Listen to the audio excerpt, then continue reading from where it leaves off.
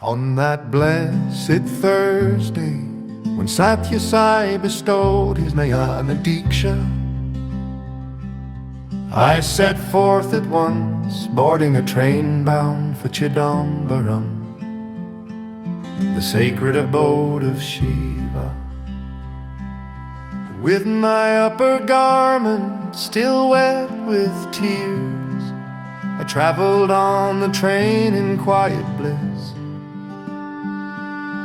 Opposite me sat an elderly devotee, who looked at me gently and asked, "Are you from Ceylon?" Startled I replied, "Yes, Ceylon indeed, from Sri Lanka." He asked again, "Why have you come and where do you go now?" "I have just had darshan of Sai Bhagavan," I said, "and now I journey onward to Chidambaram." "Ah, wonderful, most wonderful," he exclaimed. "On your very path lies the holy town of Tirunamalai. Why not have darshan of Lord Arunachala as well?" Eagerly I asked, "Sir, how may I go there?" "Get down at Villapuram station," he said, "and take a horse cart from there." When he helped me alight, only one lone horse cart stood waiting. Scorching noon, blazing sun, not a soul in sight. By that cart I reached the temple at midday, standing in a narrow line that led to the sanctum.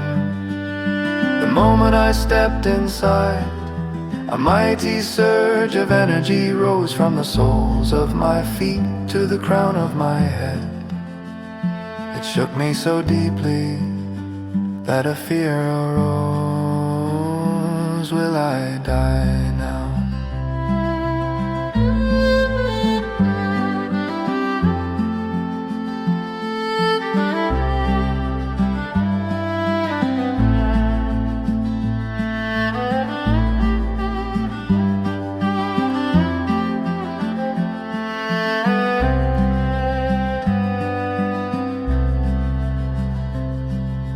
Then I understood the power received that very morning.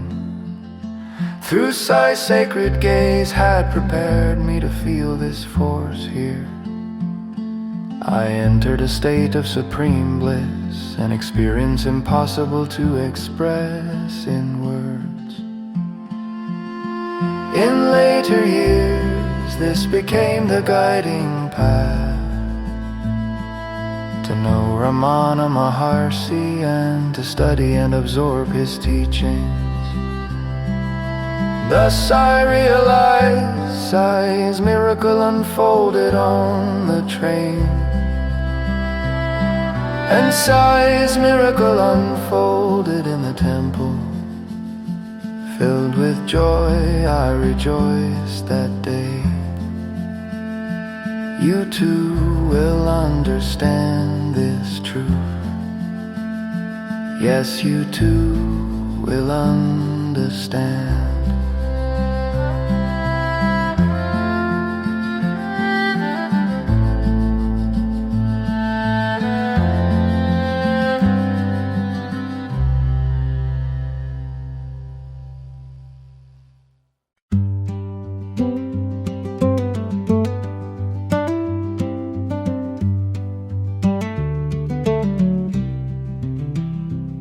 While serving in Colombo as a clerk in a government department, the calls made for applications to teach English in government schools. I applied, and by grace was chosen, called to serve as a teacher. Leaving Colombo behind, I was sent beyond Purigari town to a remote hamlet called Panavelli, the tiny village with a school that had only one teacher, where I served for a time. In the home where I took my meals, I introduced Sathya Sai, brought his picture and installed it with love. Every Thursday we worshiped together, chanting the sacred mantra 108 times. Thus I became known in that village. In the neighboring house lived the sister of the lady of the bhajan home, with her family close by. One day, returning after school, passing along that very street, a cry of agony pierced the air.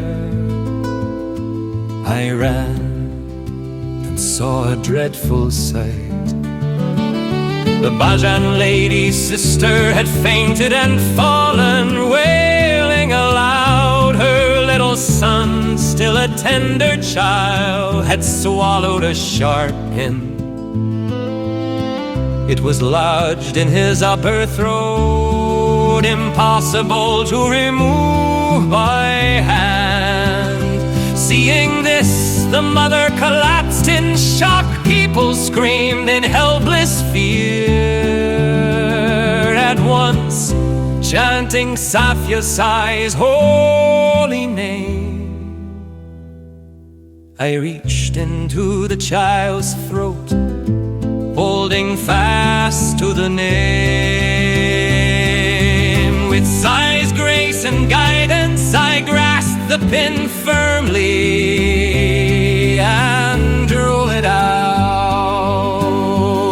Not a single drop of blood fell, the cries ceased. The unconscious mother awoke. All around, people began to chant the name of Sai.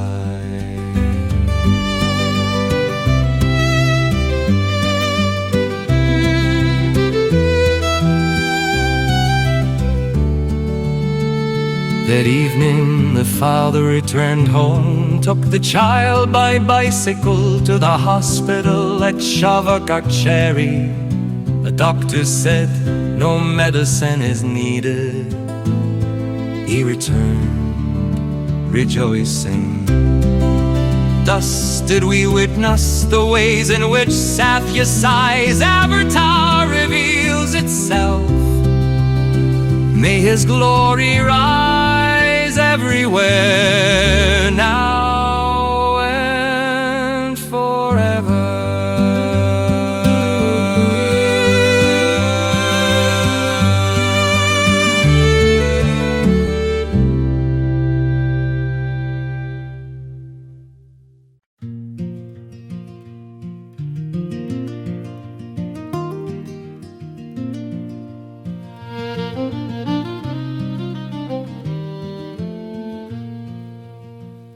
In forest lands where I served as teacher, those were the days of silent pain, worn by sorrow, shaped by hardship, a season heavy with unseen strain.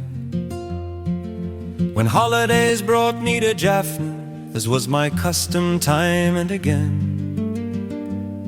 I met a noble soul of power, Sai Saravana Muthu by name. He looked at me and softly said, "Your transfer soon to Jaffna comes." To me it seemed impossible then, unthinkable by rules and norms. A few short weeks then passed away. He gave a firm and certain call: "Take this letter, go to Colombo, to the Education Office Hall." The letter he entrusted to my care was drawn from a father's hesitant hand, his daughter serving in Colombo's halls of education. Through war's dark breath I dared the road, reach Colombo with hope restrained, and somehow placed that simple letter in a woman's reluctant hand. She took it coldly, spoke no word, and walked away without a sign. For hours I stood a silent guard as time stood still in waiting lines. Then suddenly she ran to me, "Have you to put apart the gone?" When I said yes, her voice grew quick. "Our director is sighs, devotee drawn. He longs to meet one who has been.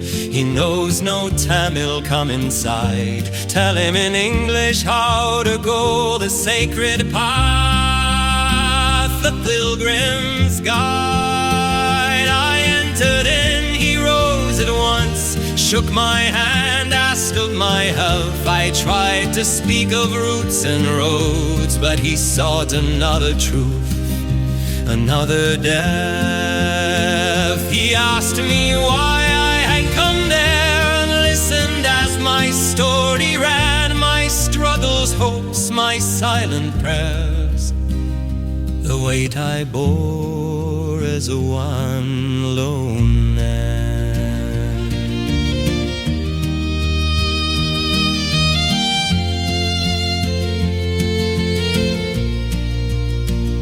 Then turning, speaking Sinhala, he told the lady calm and sure, "Tell the secretary from me this transfer letter must be issued to him." He thanked me gently, sent me out, as though no wonder had been done. Yet grace had worked in quiet ways, and fate had shifted, softly won. Within an hour she came again, a smile, a letter in her hand, the copy of my transfer order, signed by grace, not human plan. With folded palms and grateful heart, thinking on Say's boundless name, I journeyed home in perfect joy, no longer burdened, not the same. Who can ever know Sai's glory? Who can measure its endless array? For when all doors are closed by man,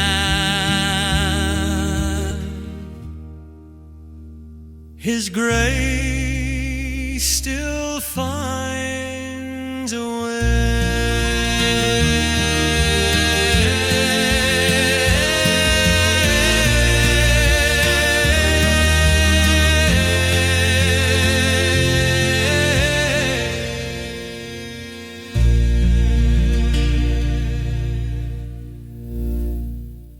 While I was teaching there in Jaffna, living quietly in my days, I once beheld a sacred form I worshipped most with love and praise.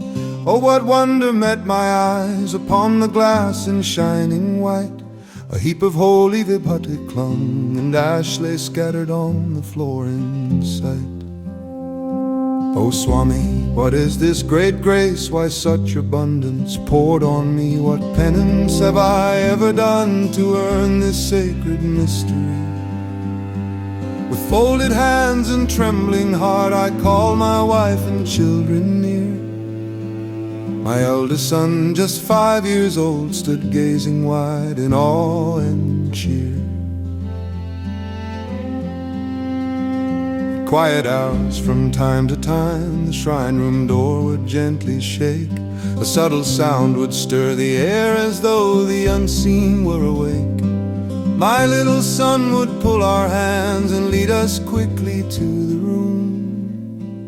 And lo, upon the very same frame, kumkum blossoms red in bloom. The picture hung a little high, yet on the floor the ash was spread with crimson drops of sacred powder around the place where we had tread. At times we heard no shaken sound, yet still our son would draw us there. We'd open wide the silent door, new vibhuti graced another frame fair. Sometimes a door would loudly tremble, and we would know something had come, some silent act of divine play within that little sacred room. 13 holy pictures stood adorning walls in ordered line, save 4 or 5 of psi forms, the rest were forms of the divine. Yet on all 13 sacred frames the holy ash was freshly cast. Grace had touched them one by one in ways no human mind could grasp. And in that white ash were Talisi seeds, fragrant sweet beyond compare. For 2 full months this wonder flowed, a blessing thick within the air. You know it well, you know it true, such things no mortal hand can do. You know it well.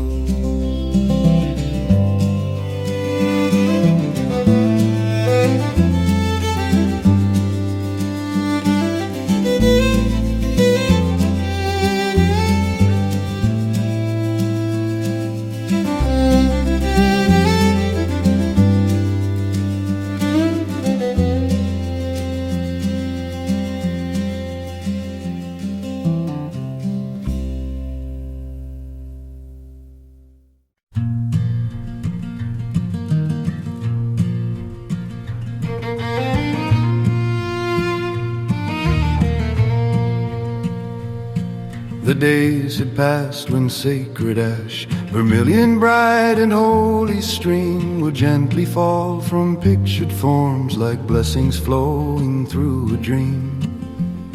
Some years went by in humble faith. I wrote a Sathya Sai Baba divine. 2 books were born of love and thought, offered at his holy shrine. The greater work with earnest heart, Advaita and the Sai Avatar, was placed for sale to meet its cost, a seeker's lamp, a guiding star. 7 or 8 of those dear books in my sister's house library lay, resting within her modest shelf, unnoticed in the light of day. As once in our own house they poured, so in her home the pictures blessed. Sacred ash and grace descended on holy forms in silence dressed. The water kept as sacred, the earth them pure, turned sweet as orange juicy wine, and many wonders one by one unfolded there by will divine. Those sacred forms gave what was asked, her little children, young and free, of age 3 and 4. One day they prayed for coins, dear Swami, give to me. Soon before the holy frame, a little heap of coins was laid, a silent answer from above to childlike trust that never swayed. Their mother, learning of the plea, rebuked them with a wiser tone. Not money should you ask of him, but books that make true wisdom known. Ashamed they ran with earnest hearts before the sacred form once more. Give us books of living knowledge, thus they asked and prayed once more. Later when they went to see, within the shrine room still and calm, from the shelf in the front room small, one book had moved by unseen palm. Though many works like the Rookerel stood, and noble volumes lined the place, it was my book alone that lay before the Lord in silent grace. Oh, know you well what this might mean, His blessing on my striving small, His loving sign of grace and strength, His unseen hand behind it all. Yes, know you well what this might mean. His blessing on my striving small. Sighs approval, love and support, His silent grace that guides us all.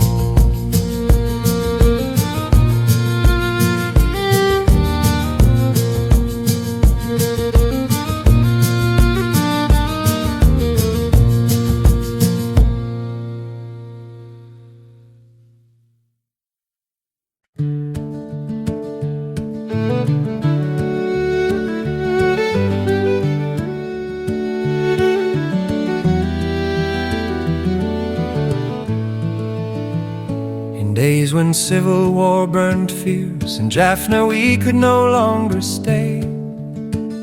With countless others, homeless, torn, we fled in fear and grief away.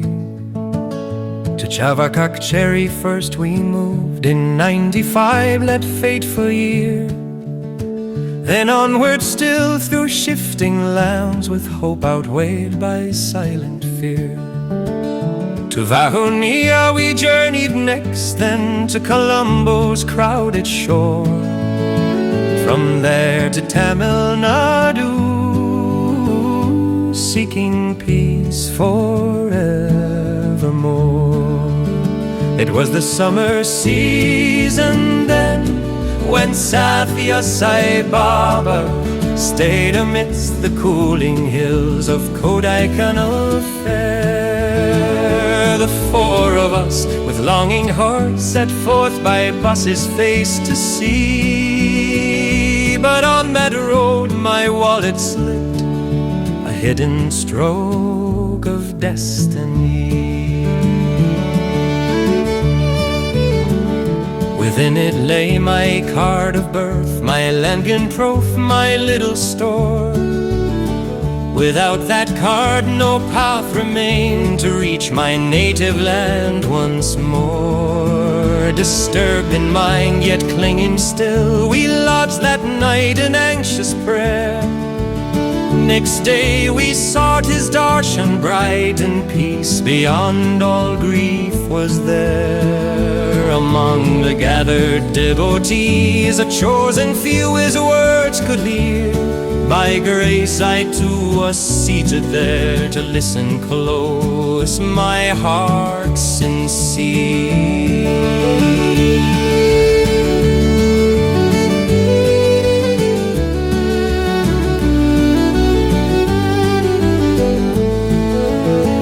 He spoke a tale all people knew. A monarch once by sword was torn, his finger cut in sudden pain, his royal pride by anguish worn. Beside him stood a minister wise, who calmly said, "This is for good." Enraged the king imprisoned him, not grasping what he never understood. For all that comes, though veiled in loss, shall end in blessing bright and broad. Thus through that story Swami showed my loss was guided still by God. Had that small card not slipped away, to Lanka we would have returned. But in 1 year to Canada I came, a greater destiny discerned. And later to my loved ones 3 arrived upon that distant shore. What seemed at first a cruel defeat became a gift forevermore. So let us learn with faithful hearts, whatever trials our lives may send, all that happens, happens for good, and shall in goodness show.